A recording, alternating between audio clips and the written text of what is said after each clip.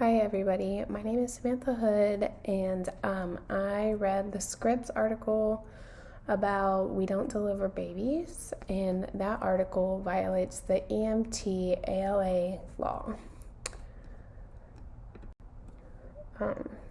The Scripps News article about not delivering babies at the hospital is violating the Emergency Medical Treatment and Labor Act, which is the EMTALA law. And it violates this law because it's a federal law that requires hospitals to provide emergency medical treatment to individuals, including pregnant women, regardless of their ability to pay or their insurance status. So a quick summary about this law, just so you guys kind of understand more in depth about what it truly is before I get into the summary of the article and how it violates it. Is this law, it just really holds great value in the healthcare system by safeguarding access to emergency medical care, preventing patient discrimination, promoting public health, upholding ethical standards, and imposing legal consequences for noncompliance. It plays a crucial role ensuring that emergency services are available to all individuals.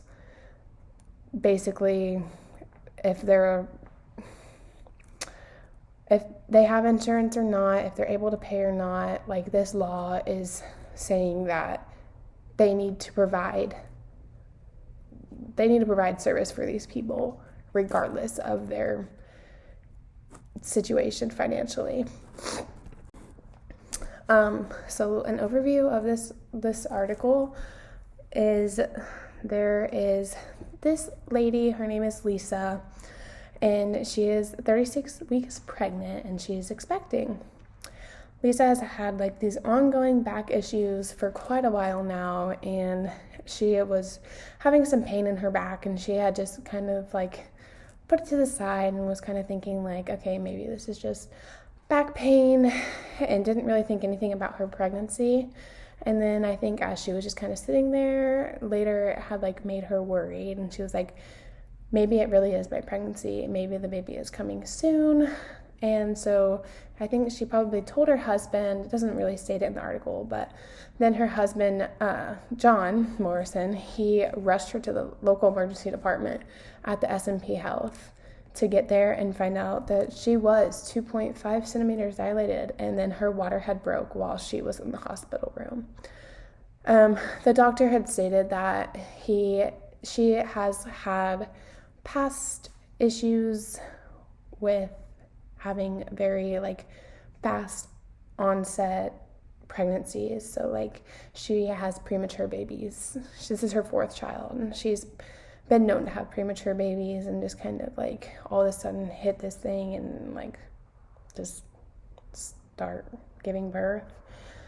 Basically the doctor told her all of this and then looked them in the eyes and told them that they're not going to deliver the baby there, and that they need to go to the nearest hospital, which was 73 miles away, which is over an hour.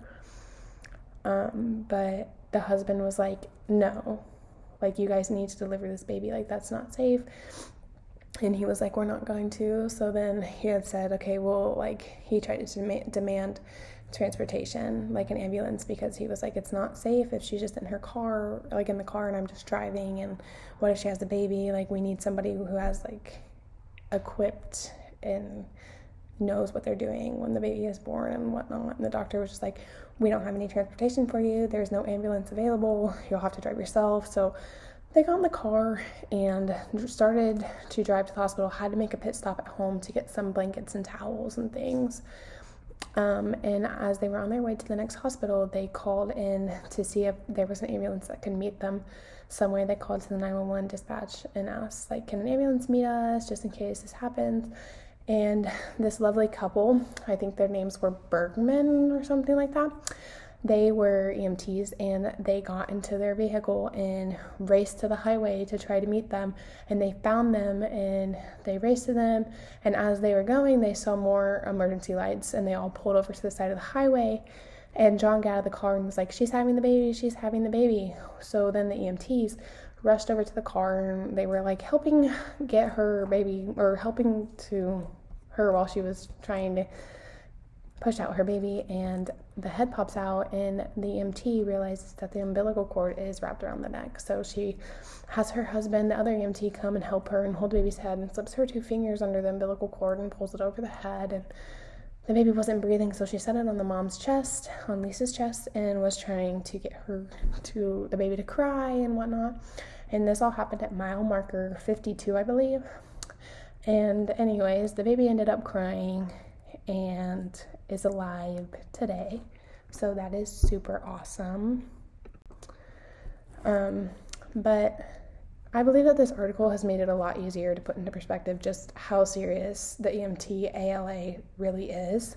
I understood what it meant, but like after reading this article, I just feel like I have more of an understanding in being a woman who can give birth and wants to have children. And in the future, like it's really opened my eyes to how many times this law has been violated and how many doctors turn pregnant women away because of issues like whether they're going to die or like if they have a chance of their baby not making it, whatever it is, these doctors don't want to deal with it and just turn them away. And that's just really hard. But this law has been a really big issue, ongoing issue for years and years, and has lots of lawsuits against it. And I just really hope that we can get it figured out and this law can be more of a strict law and help hospitals not turn these innocent people away who just need help for their life, and just really break down and hold strong to this law instead of letting it slip through and nothing happening to these hospitals for everything. And this is just my reference of the article if you guys want to go check it out. Thank you so much for listening. I hope you learned a lot about the EMTALA law.